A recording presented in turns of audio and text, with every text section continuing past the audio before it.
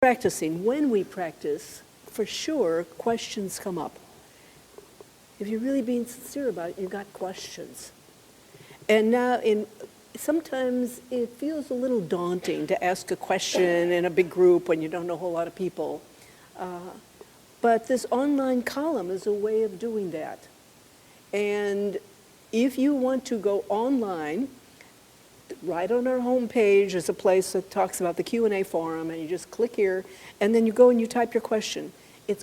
You're asked to type a question about your practice, a question that you've got, whether it's about your meditation specifically, or about how maybe it shows up in your life, and you've got a question, what to do about it. I'm facilitating that column, and by and large, I will respond, but I'll bring in other teachers as it seems appropriate as well to do the responding. So it's an easy thing to do. This is anonymous if you wish. That is, you're asked to submit your email address, but if you don't want me to use your name in my response, that's fine. Anonymity is no problem at all. So you've got the choice either way. But what do you have to lose? If you've got questions, why not try? How many times do you have the opportunity to do that? So go ahead. I'm sorry. I usually don't incorporate any of the questions into the talks that I give here. But the other day, I received one that I do want to talk about. And it's from Austin. He gave me permission to use his name. Austin, are you here tonight? Austin, not here. Okay. It's okay. Here or not. He said I can use his name, and I'd like to read you his question. I think it's an important one. He said, when a thought occurs to me while meditating, am I supposed to notice the thought dispassionately until it no longer holds your attention? Or should I try to suppress the thought? Or should I do something else? He said, I'm a novice meditator. I've received conflicting advice on how to go about doing it, whether it's from Headspace, Calm, or friends. I'm really hoping to start practicing good meditation habits from the get-go. The two things I struggle with are what to do in general. That is, should I let my mind just be without focusing on anything at all? Or should I be focusing on something like my breath or doing something else altogether? And what to do when a thought occurs to me? Thank you for your help. So that's Austin's question. Good question. So here's my response. I said, hi, Austin. I said, your question is one that all beginning meditators face, but not everybody asks. I'm glad you did, because it's important to start off with sound advice rather than developing approaches that could be a challenge to overcome later on. There are various kinds of meditation. At IMCC, we practice mindfulness, also known as vipassana, which is an ancient Pali word. This is a practice the Buddha taught, and which countless people over the ages have practiced with benefit. It is widely taught these days in medical schools, institutions, and elsewhere. The reason is, it works. Mindfulness meditation grounds one in the present moment and enables you to navigate daily life more skillfully and kindly. You can rely on it. You ask what to do with your mind when meditating. Here are basic guidelines. Place your attention on your natural breath, letting the breath be the anchor. Don't manipulate it in any way, just follow. Whatever thoughts arise, notice them. Unhook from the thought stream, no matter how compelling, and let it pass like a cloud in the sky. Then return your attention to your breath. You can always come back to significant thoughts later on after you finish meditating. This is mind training. It's a gentle process, no forcing. There's no need to be frustrated when thoughts continue to arise, as they probably will. It's what the mind does, it thinks. As you repeat the process over and over, mindfulness muscles are cultivated, and you will begin to naturally use them in your day-to-day life. Your ability to be mindful will expand, and you will experience less stress and greater peace and happiness. At some point on your mindfulness journey, you may be ready to absorb additional meditation practices, like resting in pure awareness. That is, meditating without an object. But that's for later. Now, become grounded in mindfulness practice.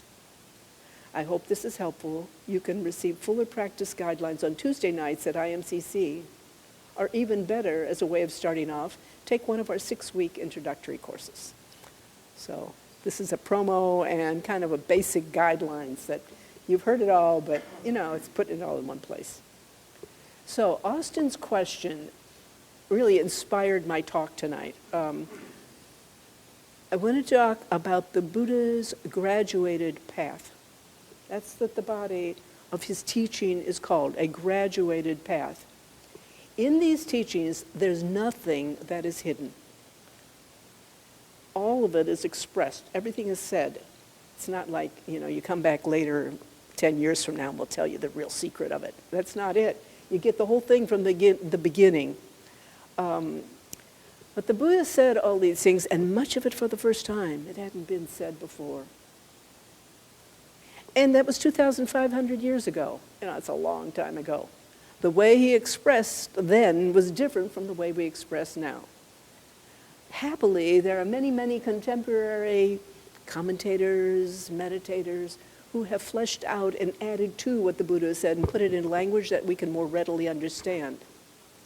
But there's a big but here. The big but, there are still things, even with all the commentary, that are hard for us to understand. And the reason why is that the Buddha was a master, one of the great spiritual masters that this world has seen. And his not only understanding, his awareness had expanded to levels that are beyond what we ordinarily know. But this was what he was trying to teach. And this was his dilemma from the very beginning. He knew this was hard to explain. You see, we can only understand something, anything, from the level of consciousness at which we live, our level of consciousness. And so we interpret whatever we hear, we try to understand it with our mind, and we kind of take it down to where we are. But if you're talking about, and if the Buddha is talking, as he does throughout the scriptures, in ways that are coming from another level, then it's like, what? What is he saying? So, the amazing thing I think about our teaching, our practice, is that it is a mind training. It is expanding consciousness. It happens naturally as you practice. This is the beauty of what you're doing. It's called mind training. That's not just intellect. This is awareness, expanding awareness, heightening consciousness, and it happens naturally.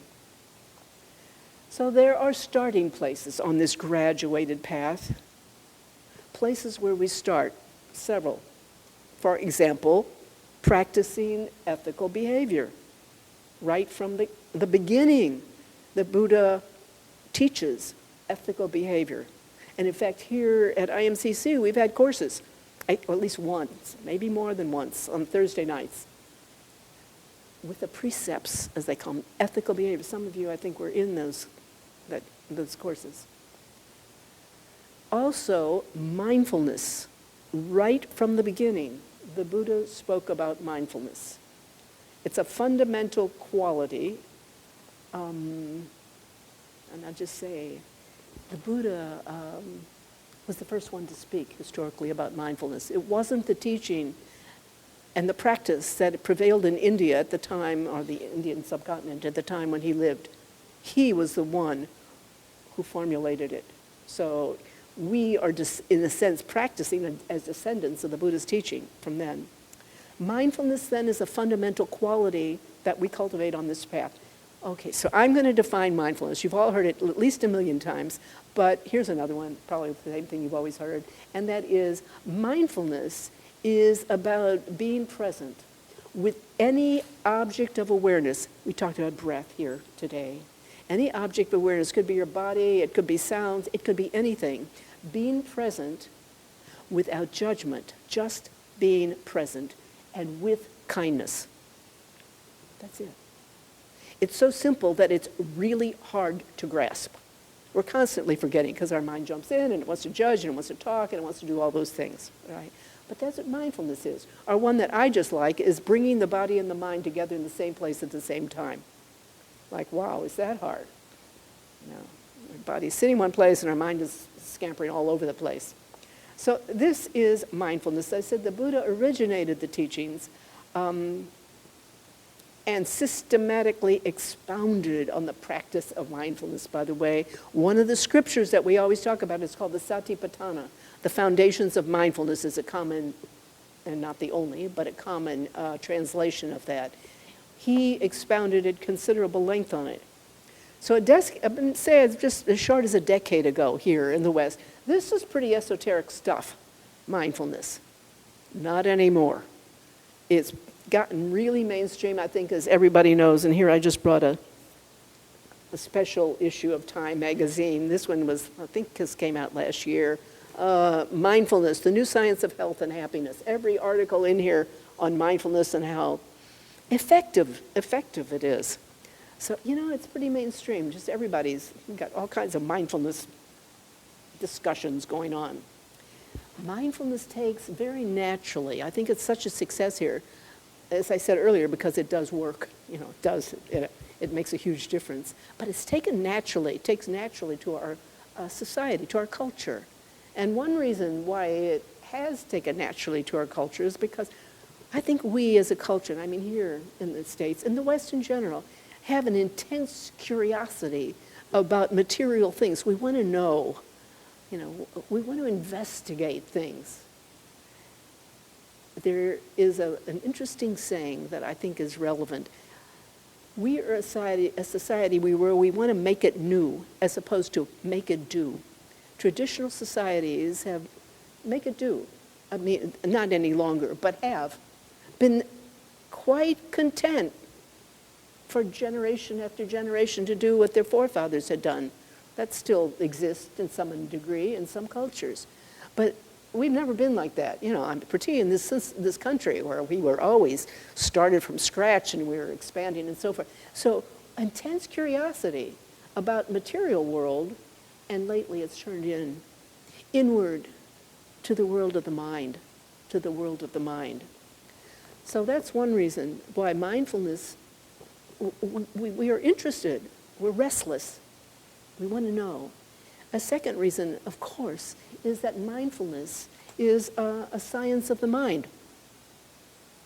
It's widely used, we all know, in therapy these days, and several of the people I think in this room are therapists, or some of the people in this room are therapists. And as we all know, Sharon, one of our teachers, has been really set up just little groups of therapists for years now, talking about presence and mindfulness. It's integrated as part of therapy. It takes naturally to therapy. And a third reason why mindfulness takes naturally to our culture, of course, is science.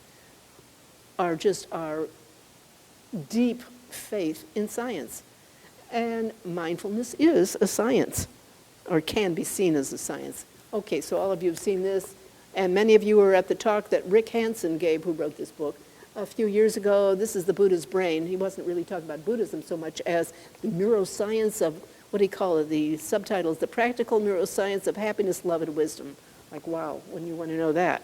So, a very readable book. He's written others.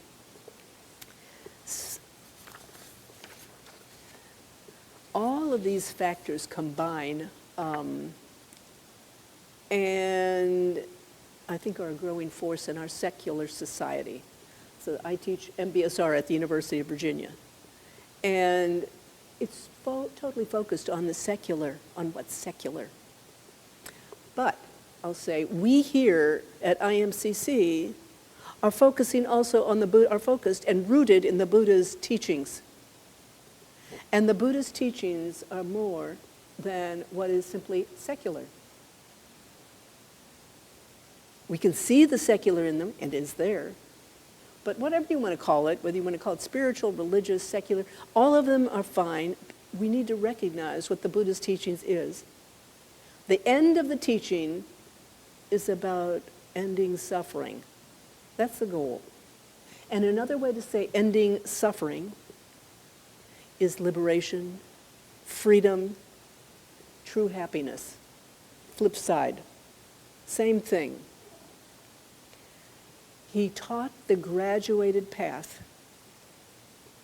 And the graduated path means going from what is seemingly simple and understandable to some things that are pretty perplexing. It's a graduated path. For example, on the seemingly simple side, he said, from a scripture known as the Dhammapada, he said, in this world, hate has never yet dispelled hate. Only love dispels hate. This is the law, ancient and inexhaustible. It's like, wow. That's pretty easy to understand. And don't we wish we could do it? And this is what the Buddha was saying. You can do it. This is what you need to do. This is what you need to cultivate. And that's where it gets a little sticky. But nonetheless, the statement is really powerful. Here's another statement, also from the Dhammapada. He says, wakefulness is the way to life. And I think when he says wakefulness here, or this translation, partly can be understood largely as mindfulness, but probably more than that. Wakefulness is the way to life. The fool sleeps as if he were already dead, but the master is awake. So awake, reflect, watch. Work with care and attention. Live in the way, with a capital W. Live in the way, and the light will grow in you. By watching and working, the master makes for himself an island which no flood can overwhelm. That is, not overwhelmed by the forces of daily life. So such teachings, I think, seem to be readily understandable. And even if they're hard to put into practice, I think we think that, we get the gist of them. I would say that it's really good for each of us to contemplate them, because each of those teachings, all of the teachings, in fact, have deeper meanings that expand as you go deeper in practice. So that one teaching that you thought you understood, all of a sudden you hear it again some other time and you practice, and it's like, wow, I didn't understand that. It's got a new dimension. Contemplate, consider. Oh, I brought the Dhammapada. Here's a beautiful, this is a small little pocket version. Dhammapada means the footsteps of the Buddha. The footsteps of the Dharma, the Dhamma. Dhamma is another word for Dharma, for teachings. Beautiful. It's just all these short little statements. Each one of them is like a little jewel. So these are the simple teachings, like the foundation of the graduated path. But then they're given to other teachings that are really much more perplexing. A lot more perplexing, and these are equally part of the Buddha's teaching. And I'm going to quote a few of these from another text called the Itivuttaka. He said, standing in the Dhamma, perfect in knowledge, he or she, talking about a master, freely makes use of concepts, but no more enters concepts' range. Makes use of concepts, but no more enters concepts' range. In other words, thinking, using thoughts in daily life, but not caught by them. Not caught by them. What would it mean to be like that? To live like that? Question. Here's another one. This one is more frequently quoted. You probably may have heard it. There is, O monks, an unborn, an unbecome, an unmade, unfabricated. If there were not that unborn, unbecome, unmade, unfabricated, there would be no escape from the born, the become, the made, the fabricated. But precisely because there is an unborn, unbecome, unmade, unfabricated, escape is discerned. Like, what does that mean? And why does he use such strange language? Unborn, unmade, unbecome, unfabricated. Why doesn't he just say it straight? I'm not going to go in here now. I've talked about some of these in the past. I'll talk about them in the future. But I'm just saying there are things here that you say, what is this about? This is not all just easy stuff to understand. And finally, a quote I love, and it's from the Bahia Sutta. Sutta is a word for scripture. And it's one, I've given a talk several years ago on Bahia. It's one of the a really interesting, he was a seeker. And he comes to the Buddha and said, Buddha, please teach me. He was an older man. Please teach me. And because the Buddha was in the middle of his alms round, and he doesn't usually teach that, and he said, not now, but the Bahia persisted, and finally the Buddha after 3 times, because 3 times is the way they always did it, yes, 3 times, third time they say yes. So the third time he did it, and the Buddha gave one of the shortest scriptures in the whole canon of scriptures, and here is what he said. He said, when for you there will be only the seen in reference to the seen, only the heard in reference to the heard, only the sensed in reference to the sensed, only the cognized in reference to the cognized, then Bahia, there is no you in connection with that. When there is no you in connection with that, there is no you there. When there is no you there, you are neither here nor there, nor yonder, nor between the two. This, just this, is the end of suffering.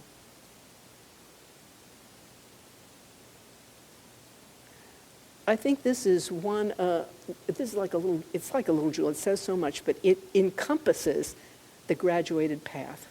Because when he talks about the seen, the heard, the cognized, he's talking about being mindful. We are mindful of what we see, of what we hear, of what we cognize, what we think, of thoughts arising, and so forth.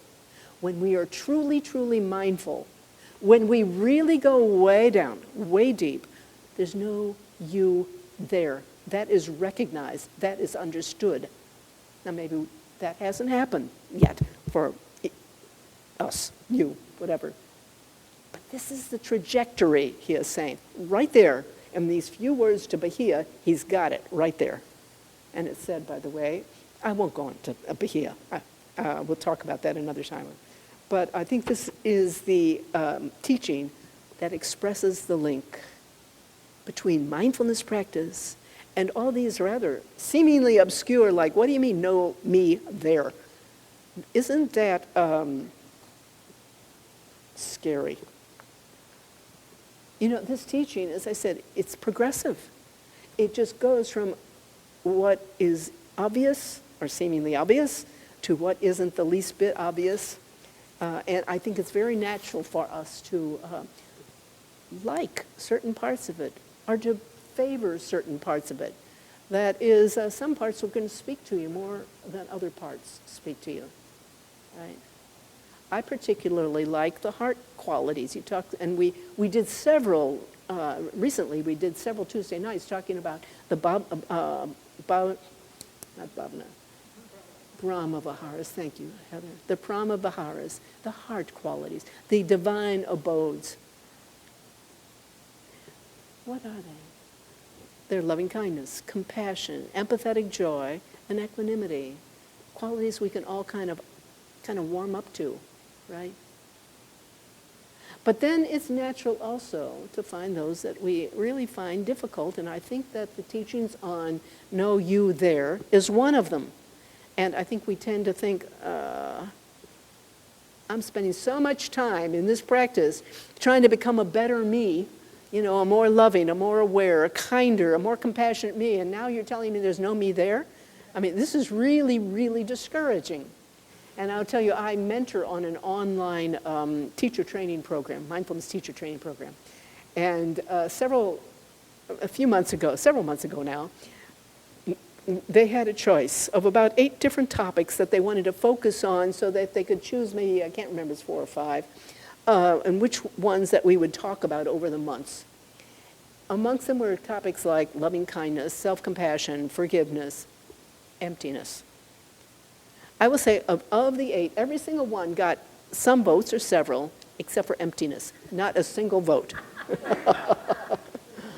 Why was that not surprising? I did comment to them about that. But that's the way it goes. People, find it scary and off-putting. So my statement is, don't worry about it. If you find it off-putting and scary, just let it be. chances are, if you do find it scary, off-putting, and you're worried about it, it's not going to catch you anyway, because worry and fear are egoic qualities, right?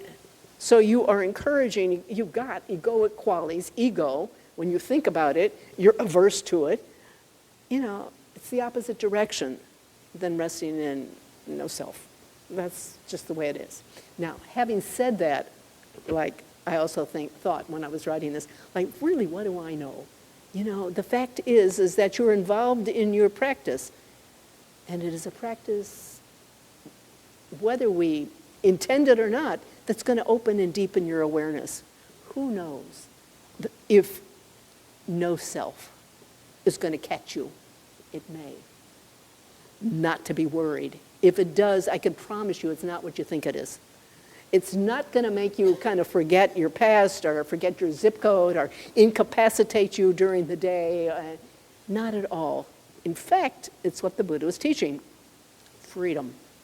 But you can't know it until you know it, so it's not worth even thinking about. It's not going to be a problem for you.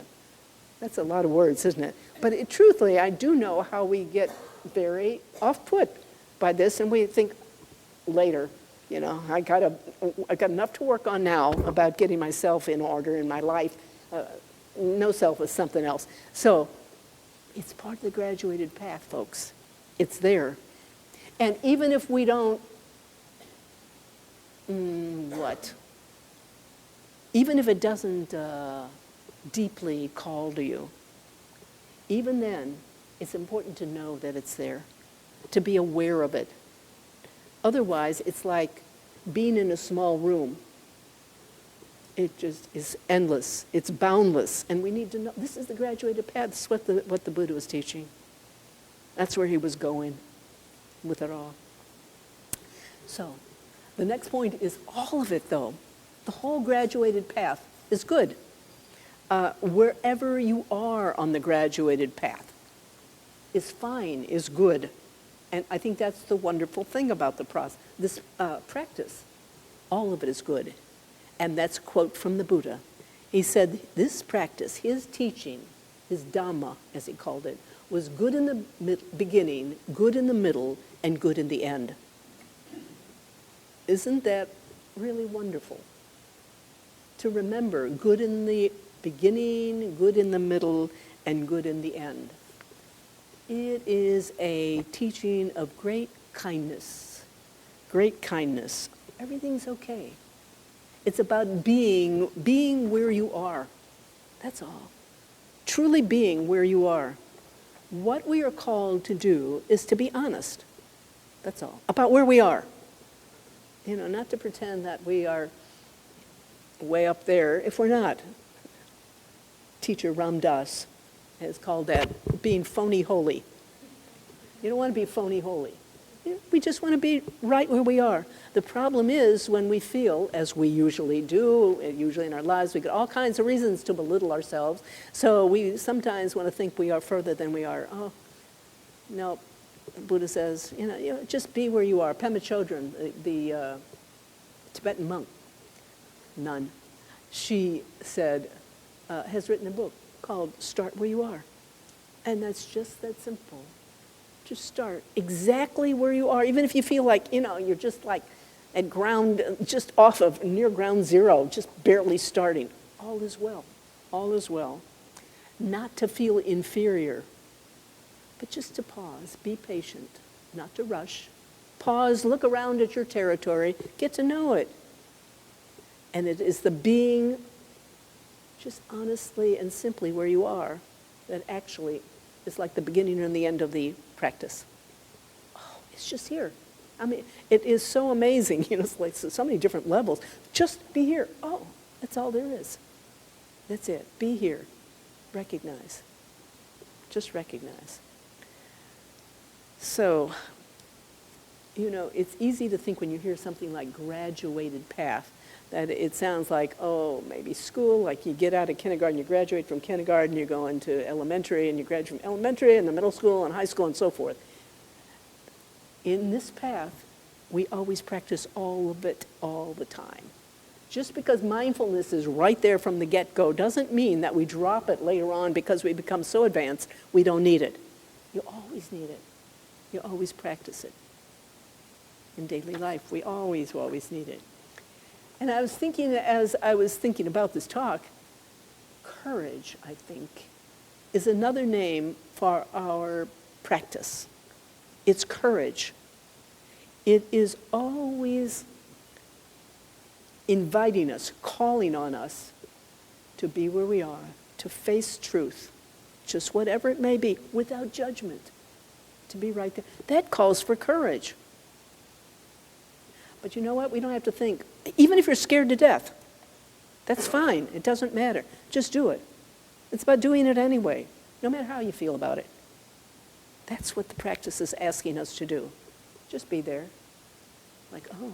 And then you find yourself doing things like you would never have thought otherwise. You might be scared to death, but you know the practice is saying do it, and you just take the next step and you do it. And maybe all of you have experienced some of that, where you find yourself doing surprising things that otherwise you wouldn't have. Why? Because you love and trust the truth of the practice. You don't have to think, oh, can I do it? You just go ahead. You take the next step. This is the beauty of this practice. So it's a direct experience. So going back to what Austin asked, and I think he really asked a wonderful question that started with beginning with mindfulness practice, but leads so much further. So I invite you to let yourself be challenged by the practice wherever you are. Keep open. Keep listening, no matter where it is, where it's leading you. Just listen. And you might be surprised by what it's showing you. I wanted to finish tonight with a quote from the poet, Rilke. He said, "Have patience with everything unresolved in your heart, and try to love the questions themselves.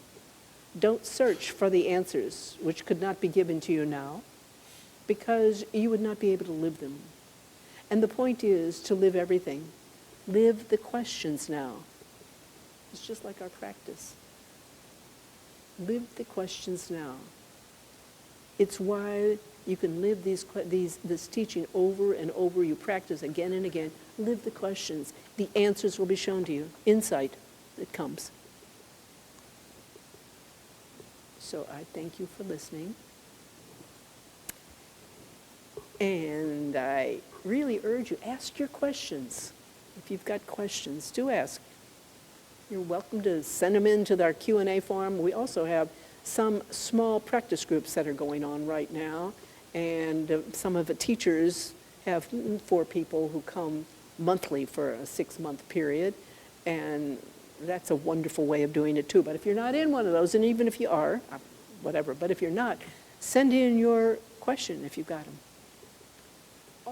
Well then, friends, we will see you next week.